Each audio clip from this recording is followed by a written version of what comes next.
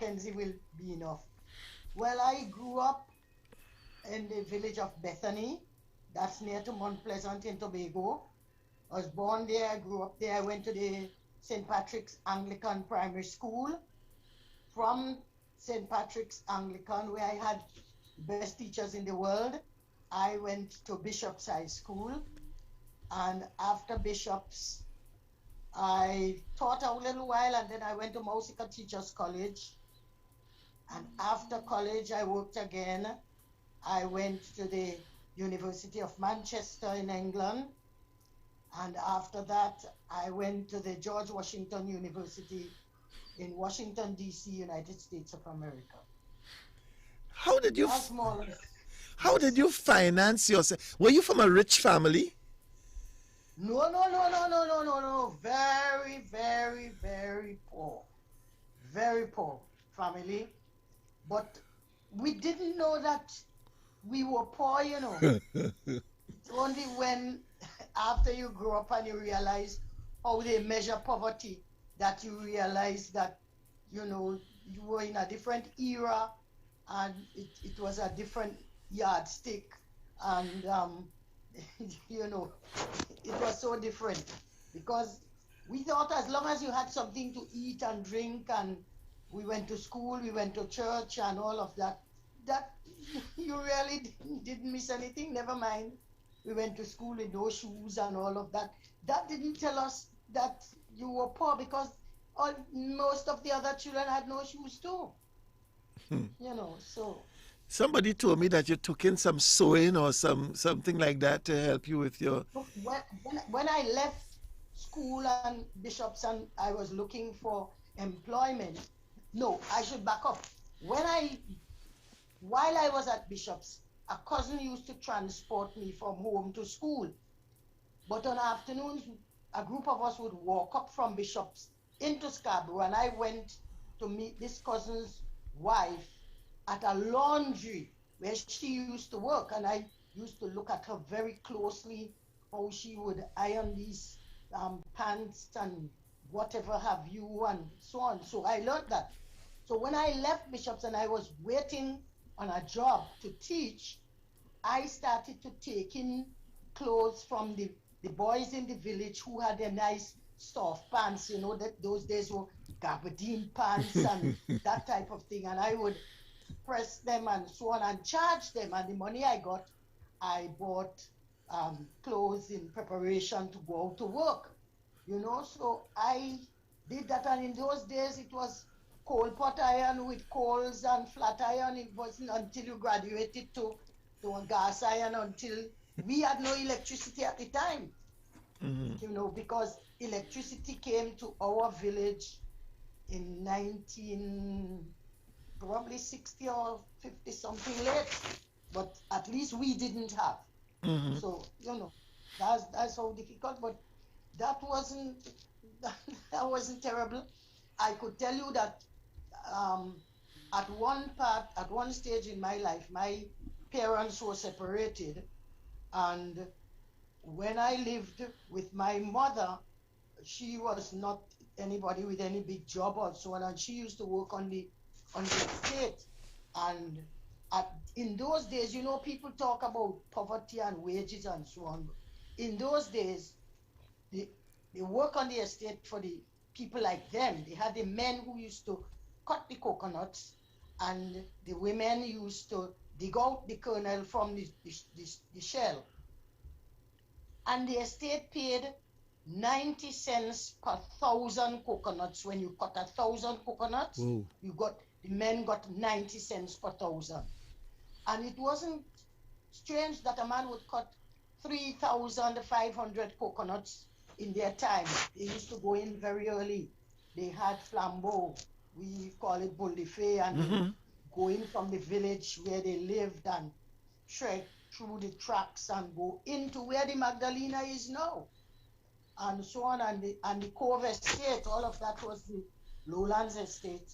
And you went in, and the men would cut the coconuts early in the morning and so on, and the women would dig out the kernel. And we, our family and many other families, I had friends who we went to Bishops, and when it was holiday times, we would go with our parents, and they dig out 3,500 coconuts because, well, for example, my mother had about 3 or 4 of us who would join her. So we used to dig out the coconut, the kernel fast and so on. But it was 1,090 cents. I knew when it was 90 cents, and then I knew when it was $1 per thousand.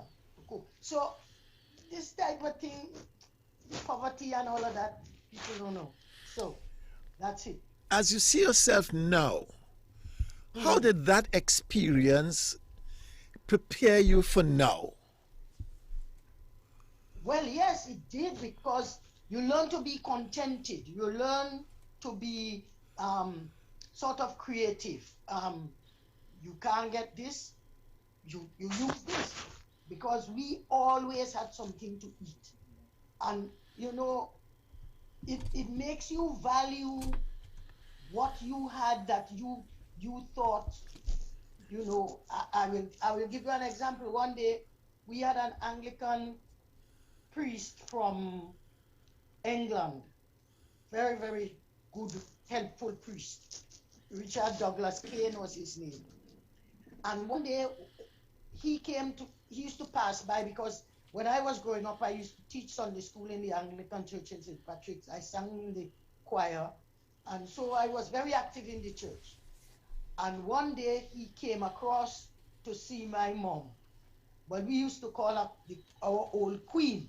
And he always was fascinated by the fact that we will call our mother the queen, and he used to call her Queenie. But in those days, the house did not have a kitchen enclosed in the house. You know, now you have, where I live now, I have my house, my kitchen, my laundry room, everything under one roof. Right. Call it one floor. And we had the kitchen outside and the house where you slept in and so on, separate. And when my mother saw him coming, she was cooking, I'll never forget it, dasheen bush cooked down with coconut milk, and we had it on the fireside and covered down. So when we saw the minister come, he said, Mama, look, Reverend Kane come in, Reverend Kane come in. So she took the cover for the pot, which was just a piece of tin sheet, and she covered the pot so that Reverend Kane, because he will come in the kitchen. He not waiting outside for you to invite him, and he ain't going in no house and so. So when he came, he said, Queenie, what are you cooking there? And before she could answer, he lifted the cover. And when he saw it was dasheen bush cooking down in the coconut milk, oh, he sat on a stump that we had in the kitchen, and he folded his gown and he said, I'm not leaving until I get some of that. So, no, we grew up knowing cook dasheen bush, cook spinach, cook bhaji, you grow your own peas, you raise your own fowl, you make your own bake, you understand me? Yes. So, let me put this person off. So, no, is oh boy. I know you're an important person, so it's all right. Hello, that meeting. Yeah, go ahead. Go ahead, call me back. When we're dealing with important people, this is what happens, so I'm not worried. No. That is my nephew who went and buried his aunt-in-law in Trinidad yesterday. And I tried to get him and didn't get him, so he's calling me back to say, Auntie Eastlyn, I saw that you were calling me, so I'm calling you back. So now that I know who it is after this, which I hope is not going to be long, I'll call him back. I take the hint. All right. Yes. So that is a part of, you know, the hardship now. But it also makes me realize that the people who would not have grown up in our era, and for example, my grandchildren, I have 3 grandchildren, 21, nearly 18, and just another who's 4. They wouldn't understand what I'm talking about. And in fact, when you tell children about fetching water and tying out the goat and milking the cow and cutlassing the pasture, which we all did, They can't understand what you're talking about. As far as they are concerned, a chicken is what you buy in the supermarket. Mm-hmm. They don't know a goat from a sheep, and that is they know milk comes from a box or a tin or powdered milk. They don't know that you milk the cow, which we used to do. So Yes. I will understand a child growing up now who will not understand what I'm talking about. And therefore, you have to empathize with them and see how you could pass on some of the lessons of contentment and creativity and making a meal out of just green fig, and you made your own coconut oil and all of that. And the young children don't understand. You make your own coconut oil. Yes, we used to cut the coconut and grate it, 25 and grate it, and your parents made the coconut oil. So you have to now be able to transfer that type of value and so on to our people now. It's not to condemn them. And when they're playing and when they don't know, they don't Mm-hmm. understand, they've never grown up in this. If you want to know how out of touch they are, like yesterday for the whole day, apparently nearly for the whole day, we didn't have electricity in Lambo. You let them don't have electricity, and you will see how we just went down, read, sleep, get up, wet your plants, do something in the garden, but they will miss it because they can't go on their iPad or tablet or whatever it is, and so on, and I hear they you. miss it. But So we have to empathize and put ourselves in their positions rather than condemn them and curse them. I hear you and I agree absolutely. And I know that you have spent a considerable amount of time dealing with the heritage. Oh yes, oh yes. Well, from the beginning in 1997, I was in Heritage, except if I happened to be out of the country for a little while and so on. But I was in Heritage from 1997. I actually acted in it. I helped groups and I wrote scripts. I did many things in Heritage. Now, I just lost you there. But No, I was going to ask you about your acting. Where did you start? okay. How did you start that? And Okay, well, I started in primary school when we had school concerts. Every primary school had a school concert. And I could remember myself in the infant department. I could still see myself in the long dress, a flowered crepe dress my mother got a seamstress to make for me. And my recitation was Little Miss Muffet sat on a tuffet in the infant department. And after every stanza, I was taking a deep breath. Little Miss Muffet sat on a tuffet, eating her curds and wheat. So I started there. And after I left, and then we did under our teachers, the late Fitz Elliott, the late Reynold Burnett, and those teachers, they made us act out parts of our standard 5 reader, Merchant of Venice, for our concert. So we were in the place, so that's how we knew. Uh, and Oliver Twist, parts of Oliver Twist, Mr. Limkins, I beg your pardon, sir. Oliver Twist has asked for more. We acted those in primary schools. And then when I left primary school and I went to Bishop's, I was in the Bishop's Players. And there our Spanish teacher, Wilfred Naimul, was our drama teacher. And people like Cyril Collier, myself, Barrymore Isaac, Diana Archer, Julian Spencer, Rodil Clark, who was Joshua in Turn of the Tide. We were in the Bishop's Players and we put on plays and so on, the Monkey's Paw. I can't remember them offhand. I'm not so young anymore. But I we didn't acted in Bishops. Yeah. I didn't know Wilfred Naimul was into acting and drama and all of that. No, he was a Spanish teacher at Bishops, but he was the one who taught us in the drama group. It was a co-curricular activity. I He see. was the one we could still, Cyril Collier and those boys will tell you that. Ask Cyril Collier. Well, Joshua did. That is Rodel Clark, who did Yes. Joshua and Turner the Tide with me. Julian Spencer died too. Um, Barrymore, Isaac, well, I can't tell you about Barrymore. Diana Archer was a foreign girl. Um, we had Neville Parker.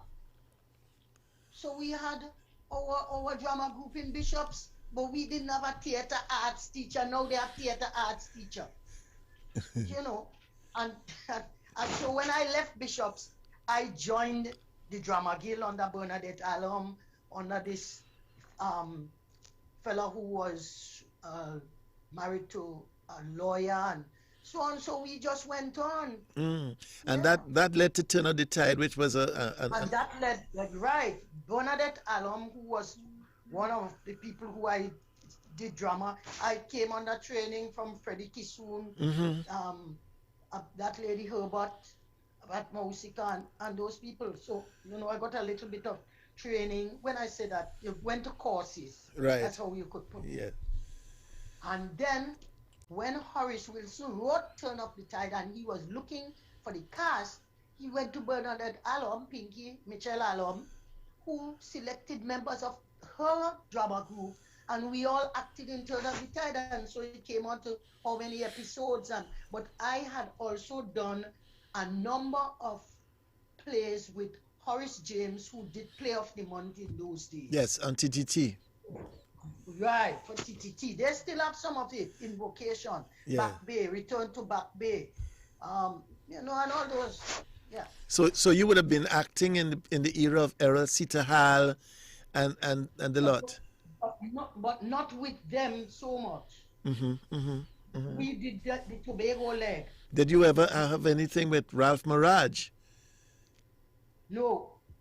Okay. I knew of him. Yes. And then you ended But up. I did act with one or two from Trinidad. Yes. But not that I could remember. Slade Hopkins? Were you? Noel Blandin. Noel Blandin. Yes. Blandin, yes. Those people. Yes. There's so many things I want to ask. Tell me about your stint in the House of Representatives as a member of Parliament, as an independent senator. Yeah, well, I was asked by Ms. Justice Noor Hassan Ali, out of the blues. Never had any idea about no parliament and that type of thing. So he called me up. I was an education extension officer at the time, and he called me and asked me if I would consider being an independent senator. I said, but why is that, boy? So, however, I went and asked someone who was once my supervisor of community development, the late Olive Sawyer. I knew she was an independent senator, so I went and I said, well, what did you think? And she said, well, it's a good service to the people, and she told me this and that and the other, and so on. And so I said, well, look, sir, I am just how old and what, and I'm still working and so on. However, it worked out that in November of 1995, I was asked to be an independent senator, and I resigned from being education extension officer, and I joined the Senate in 1995, and I served there until I left, until my term came to an end in 2007. There were 3 of us who stayed on that long because, people were rotated pretty often, every 4 or 5 years or whatever have you. Yes. Or if somebody died, because I've been there when members died, I've been there when members resigned, and all of that. But the 3 people who I remember for myself who would have been in the Senate at the time, independent Senator Ken Ramchan and myself, Yes. from 1995 to 2007. But in my time, we had many who were there before me. Professor Spence, Professor Julian Kenny, Martin Daly, Diana Mahabir Wyatt, Yes. Marshall, my geography teacher from Bishops, Eric Sincere, and so we had a good nice crop there. So I was there until 2007. I was a member of different committees. I was a member of the Commonwealth Parliamentary Association. I traveled on behalf of the Parliament as the independent senator on few occasions. I went to India, I went to New Zealand, I went to Barbados. Um, that more or less like that. Is there any piece of legislation that came to the parliament during your time that you would say, yes, I am glad I was there to be a part of that discussion? Yeah, well, there would be many, but well, the homes for older persons was one that I I didn't know that my contribution was considered good until I'll give you this experience. One day I was here, and the he was who was a Etsobian was Yes. a member of parliament, and he had gone to, I can't remember whether it was Bahamas or one of those Jamaica. countries out there as attorney general or whatever. And he came back, and apparently he used to review the parliament Hansard and so on, and channels and whatever. And one day he called me up and he said, you know, I came back and I was reading or listening, whatever he said. I don't want to pin it down to whatever. And he said, I was saying to my wife, oh my, what a contribution this lady made in this home for older persons. And I believe it was not only what I said, but the fact that I brought in the shadows, calypso, scratch me back for me, when you're old, you're old, when you're young, you're young. Because I had my own dramatic way of doing my things in the parliament. Being in the parliament didn't stop me from being who I was. So I talk dialect, I did all sorts of things. And he said, I've told my wife that I like this and that and that. And she said to me, why don't you call her and tell her? And he called me and told me, and I appreciated that so much. But there were many, many, many, many. Ken Ramchan, Professor Spence, all the senators. You learned so much from them. Julian Kenny, Martin Daly. I always had a fit between Martin Daly and my teacher, Eric Sincere. Because Martin Daly was a little bit of a mischievous person too, you know, he was sound. I really loved him too.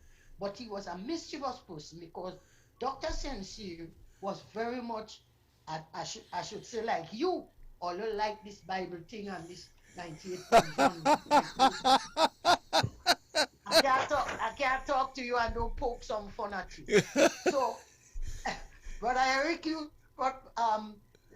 Dr. Sincere we used to have a little Bible reading, he and I, and when Agnes Williams was there, we used to go in a little committee room. The fellow who used to carry the mace, I think he's now Joe, we would go and read a little scripture and hope that pray that the Senate would be calm and peaceful and nice and all sorts of things. But Mr. Sincere always had his Bible with his I remember his Bible under the desk, and he had it under there. He wasn't putting it on the desk to show off. He was very humble with it and modest.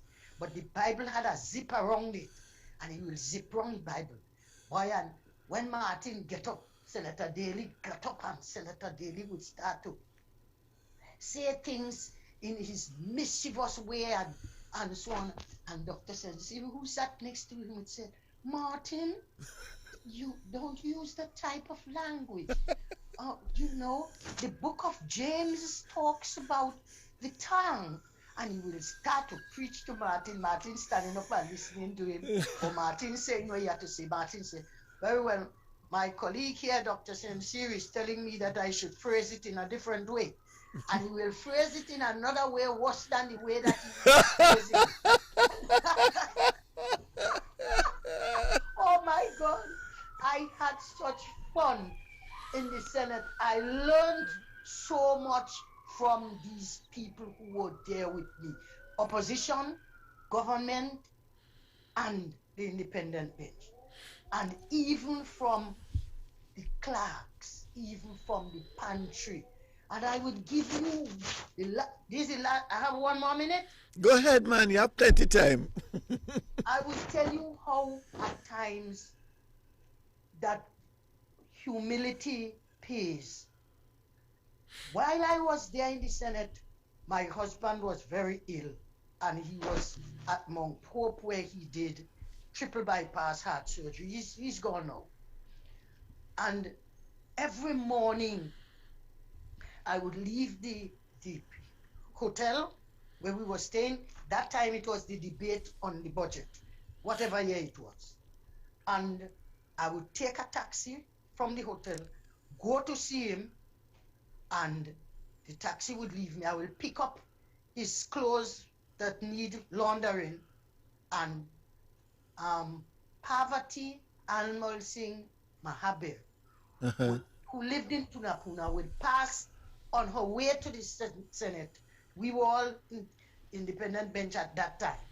She would pick me up from the hospital at Mount Hope, and we will come to the Senate. So I will bring my husband's clothes to the Senate and hide them in a corner in a bag. I had a nice bag, I'll hide them in a corner. My daughter-in-law, who lived in St. Anne's, but worked in First Citizens not far, she would come and pick them up, carry them home, launder them, dry them, and so on, and bring them back for me to the hotel. So next morning I will go with clean clothes and take up. You understand what I'm saying? Yes. One day there was a flood in Port-of-Spain. So my daughter-in-law could not come for the clothes that I had brought back that morning. Well, I knew I didn't just have one change for him, one change of clothing. I had more than one. So I didn't worry, because I knew that he had clean clothes, that when they had, tidied him and so on, they would have clean clothes to put on him. So I didn't worry. Yes. But in the afternoon when I was ready to come, and I went to the corner where I hid the soiled clothes, there was the bag with every piece of clothing laundered, folded nicely, and even the little pajamas were pressed, they were ironed. And I said, I went to Miss Spencer, said, oh, what happened? She said, Trevor. It's making me very emotional. Trevor, who worked in the pantry, knew what I used to do.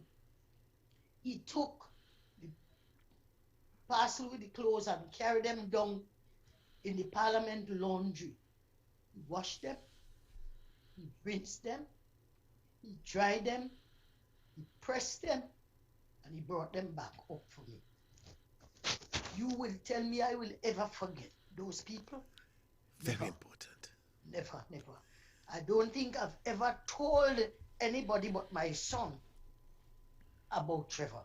And last month or month before, I was able to talk to him, and I remembered.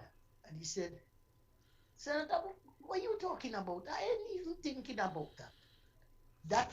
How can I not experience humility and love and compassion and so on for people who know are suffering? So I hope that what I'm saying to you will be something. Absolutely. Absolutely. Hello? Absolutely. And that's important for us to understand, the caring for each other. Yes. The attention that we pay to each other. Yes. Because Yes. not the fact that you were a senator and he was a worker in the system meant that you could not have relationship and care for each other. That's it. And I didn't ask him and think, but again, as you rightly say, it's relationship. How I related to them. Absolutely. How, you're always nice. You always greet them. You could send a joke. You could, oh my God. Yeah, But some of the best schools. But Yeah. Dr. McKenzie, you said something that struck a chord deep inside of me. You said being in the parliament did not change you from being who you are. Could we No, talk about that a little bit yeah. more? Because I think it's important for people who are sent to certain heights to understand the need for them to remain grounded. Yeah. I think those people on the independent bench, all of us, know, you believe me, you didn't know what anybody was. And you know there are lessons that you learn from people, and people will always learn from you. If you feel that only you could teach and you can't learn anything from anybody, something wrong. Yes. Something is wrong. You learn from children, you learn from man, whoever. Yeah. So I could, well, once you're grounded in a certain way, you can't change. You can't change. Except, yeah. There go I, but for the grace of God. But for the grace of God. And you quoting Yeah. just like Dr. Sincere, you quoting again. Yeah. Dr. says, Martin, the book of James says, I'll never forget. Listen, we had some wonderful times in the parliament. In my time, we had good time. We didn't have no time to be quarreling with people and saying, I remember in the parliament, government, whichever side, bringing a bill and saying something, or independent saying something good. And I remember good, Ramesh Lawrence Maharaj, the person on the other side, saying, we have an idea. And they go behind the speaker's chair and talk, and when they come back, the whole situation change. I don't know what happening sometimes. Well, we need I to really don't. Yeah. we need to go back and get some of those lessons. I'm sure we would have had people sending us WhatsApp messages and so on, given during our discourse. Let me ask Chris if he could consult with the WhatsApp and see what we have there. How long again we have? You have a couple minutes, maybe about 10 minutes. Uh-huh. Good. Because I ain't drink my tea yet.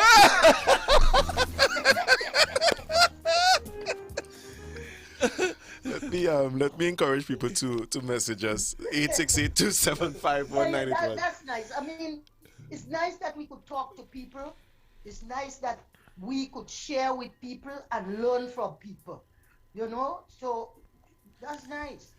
Tell me about your present. I know you're still teaching. You still teach Bible class and so? No. Well, I used to go to Scarborough Sec to do religious instruction on behalf of the Methodist Church. I became a Methodist after I married a Methodist. I moved from Anglican to Methodist. I never went back. That was 1964, 66.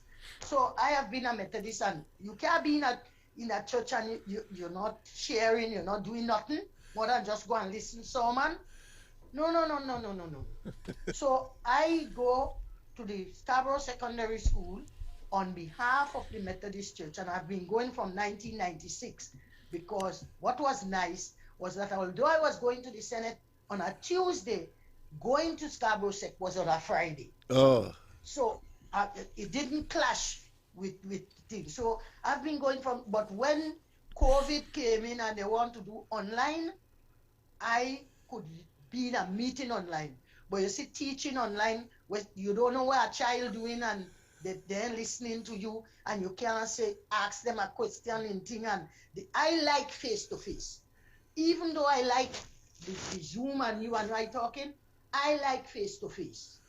I didn't think that I would have fitted in well as those people who can manage the Zoom and the online and so on. So I told them very politely, you could find somebody who is more versed and adept at this and so on than I am, and so that is it. But I haven't given up, because I still assist the church in preparing children for confirmation, and I do if they ask me to tell the children a story, I will do the children's story on a Sunday in church. So I still try. Okay. But I really enjoyed going to Scarborough Sec. Yes. Yeah. Good morning to you, Dr. McKenzie, and I just want to share some messages that came in during the interview. Yes. Patricia Denoon Patricia Denoon Yeah. says, blessed morning to you, Dr. Mack. She says, my primary school teacher at Lambo Anglican. That's true. Good. Yes. So good to Yes. see you. God bless you. And Alicia Gibson, she says, wow, you remind me so much of my grandmother. She says, come on Oh, now, my preach. That's lovely.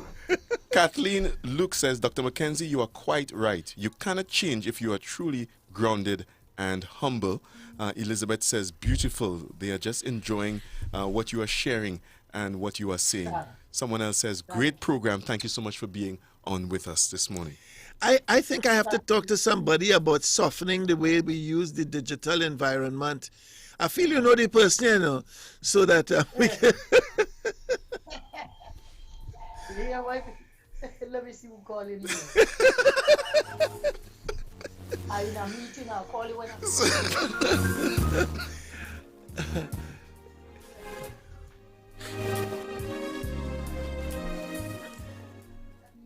Okay, so let me head to some more messages. Jacqueline from Malabar says, good morning, brothers. Some words of wisdom. Never let your position change you. Well said, my sister. And that's from Jacqueline. Somebody else says, I told you she need 2 hours. Selwyn Pilgrim says, Dr. McKenzie, you have truly inspired me. Always. Just hearing your story this morning makes me feel good. God bless you, doctor. And this is from Selwyn Pilgrim. Yeah, I know Selwyn Pilgrim quite well. He taught my daughter French. He made her pass French. Thank you, Selwyn. God bless. I want to ask you about training up your child in the way he should go, so that when he gets older, training will not depart. I have tried my best with 2 children. I have a son and a daughter. And I have tried my best with them. And I hope that they will take, and if they take nothing else, I ask them to take humility. I said, be honest and be humble. 2H. Honest and humble. And just remember, whatever position you're in, God give you that. He will equip you to do it. And it ain't have nothing more arrogance in his equipment. Amen. Story though. I pray for them. I hand them over to God. I pray for them and so on. And that is it. I have 3 grandchildren. I do the same, and I'm hoping that they grow up in the nurture and love of God. I know they all go to church. I know the boys, they read in church, they do liturgy, they this, they that. Praise God. One is at university in Canada now, and I said, hello, the day you let go God's hand, trouble. Keep holding on to God's hand. God holds you all the time. Trouble. Amen. Dr. McKenzie, I think that is the point at which we can bring our conversation this morning to a close. Your admonition to your grandchildren, keep holding on to God's hand. Any other final words you want to give us? Well, I just hope that what you all are doing to bring people closer to God is really, really needed. Is essential, I would say. So on. Let us all join together. We might be heading in the same direction, but we might be on different roads. I tell people that. They say, you are this, you are that, you are this. I said, listen, when you see the Lord return, He's looking for Christians, you know, He's looking for Methodist, Anglican, Pentecostal, Baptist, wherever. He's looking for Christians. And once you are a follower of Christ, He will find you, or you are to find Him. So I am saying, good luck in what you all are doing. Keep pressing on, keep trying. This is not the first time I've been with 98.1. I did a session for you all with children at Calvary Road some years ago. And I hope that we as adults in the community, we as elders, older people, our experiences that are good and that have carried us into successful paths, we will share it. Let us not be selfish. Let us share what we know. Let us share what we have. Let us take care of each other. And really, really, you all keep doing the right thing, giving the right example, giving the right encouragement. And by God's help, things will be okay. Thank you very much. Chris, I know you have some messages. Much, Doctor, but we have just a few more messages. Keith Roberts says, greetings. Yeah, go ahead. Greetings from London, England. Dr. McKenzie, you have been and always are an inspiration to me and many others. My father, rest in peace, always respected you and so do I. And that's from Keith Roberts out there in England. Yes, yes. His father was with me in the YMCA for years. He carried the YMCA when there was no YMCA in Tobago. Wow. Yes. Wonderful. Clyde Roberts. We have Evelyn Battersby says, good morning, Chris J and Uncle Brother. I'm enjoying the interview. I met Dr. McKenzie in Tobago at her home. She's a very, very nice person. Another message by Clint. Greetings, morning to you. Teach, stay safe. I always look at you on the television in the past and now. Dill Francis says, good doctor, Reverend Dill Francis, one of my favorite persons. Yes, very good, very good. My boy from Black Rock. Yes. He does our streaming for funerals and so on. So you see, I know them. Yeah. Crystal from Tobago. I could place every name. Nice. Crystal. So my brain is still good. Yes, it is. Very good. Crystal from Tobago says, I remember her teaching children in the evenings at Mount Pleasant Community Center. That's Crystal. Yes, I used to run a homework center for children who were underperforming. We can't stop talking. There's so much more to ask. The lady want a tea. If you think I gonna get any shoe, no shoe, no move this one in. Someone else says, amazing lady of the soil. Tobago appreciates you more than words can express. Thank you, Dr. McKenzie.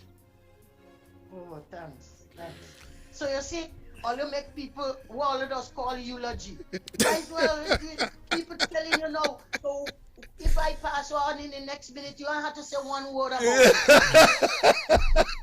Because I ain't got here neither. But here I am, hearing all the nice things and so on, and some lives you might have touched and you didn't know, like Clyde Roberts and all of them. You didn't know you did something good for them. So thank you. But, you know, you're always so happy when people do things for you.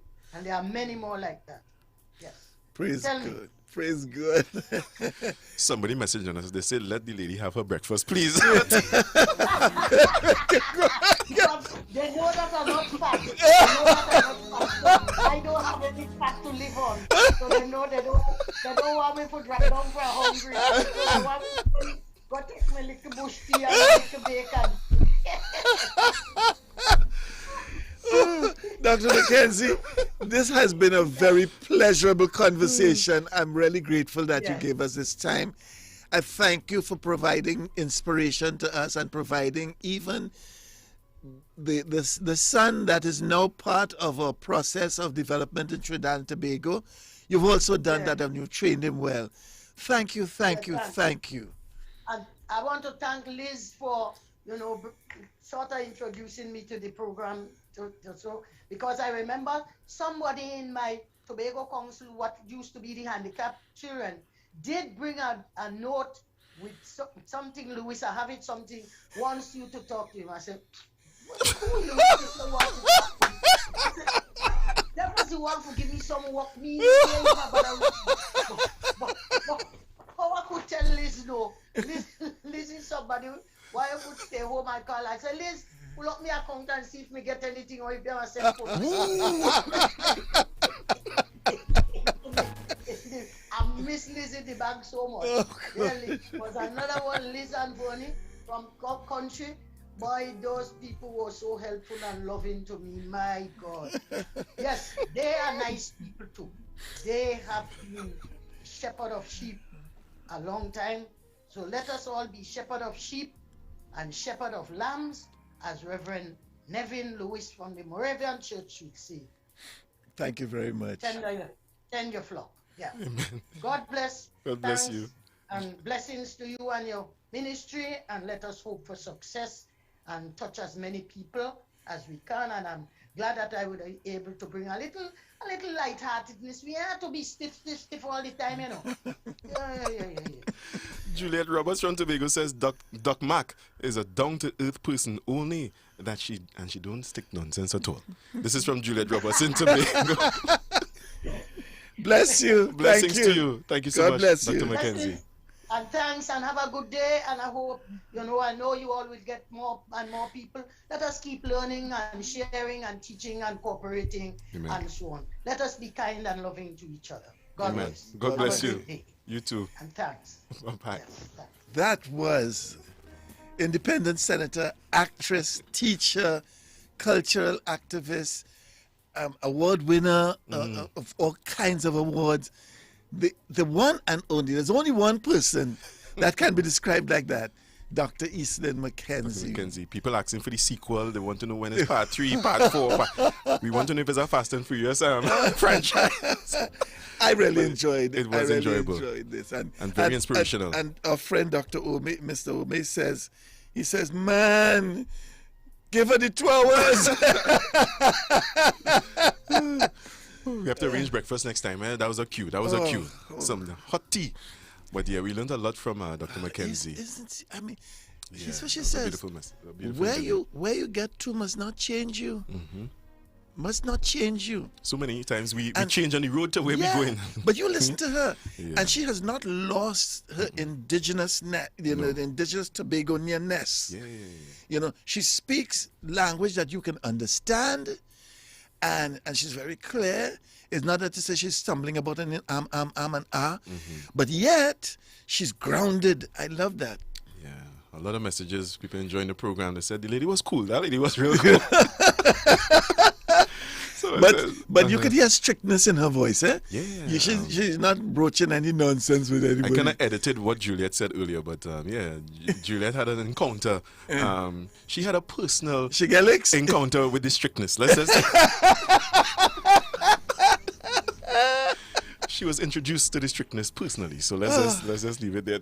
I enjoyed. It was wonderful. This morning. I mean, we're having some nice legacy interviews. Beautiful. You know, we have issues here and there. We've been, Raymond. Good morning. Lord Father. Okay. We want to thank Raymond O'Keel for tech support this morning. We want to thank. Not as good looking as the other person. No. Oh. The other person presents a better, figure. 5 minutes after the hour of 9. And it's time for me to go. You're locked on to Isaac 19 or whatever. Well, Chris, you realize that when we do what we do, and when I do the legacy series, I do some research, I do my reading, I do a lot of preparation to be able to position myself properly and engage in intellectual discourse. Amen. And that is not the only time in the programming that I would do that. I mean, when I think of having to say, my goodbyes and all of that, I also, spend some time thinking about it, And, musing over it. Musing. I'm glad you brought the muse part in it, because I muse over it. I spend some quality cranial activity dealing with this. And so therefore today I have come up with, I think, what is probably going to be my signature way of saying goodbye. Go right ahead. Go on. And usually this is where I would send greetings to my parents, Cuthbert Joseph the Bishop, and his beautiful wife, my mom, Celine. This is where I would normally say, thanks to my beautiful, hardworking wife, Avenel, and Team Itnak, also to our beautiful daughter, Imara, and our handsome son, Amani Christoph. This is where I would normally say all those things, but I would not say those things right now. I wouldn't say it right now, because I'll be holding on for DJ Mickey. You ain't going. I ain't going. You going, but I ain't going. I'll be here holding on for DJ Mickey, as well as DJ Scratchbox. He's supposed to be joining me. I told him what time to come, so I hope he's on his way, and I hope he's not leaving me hanging by the door dancing. Please don't leave me hanging. But so we will be with you, DJ Scratchbox and myself, sitting in for DJ Mickey inside Saturday Shakedown. All right, so stay with us. Thank you so much. I really enjoyed that. Yeah. I really enjoyed that legacy series. Listen, it was such a pleasure speaking with it was nice. Someone that has intellectual capacity, someone that the country has recognized, because she's the winner of a national award. She's been given a national award. I noticed your posture and you straighten up when she was speaking. Yeah. I noticed that. I ain't stupid. So have a good one, everyone. Until next time. God bless you richly. Bye-bye. Music for your spirit.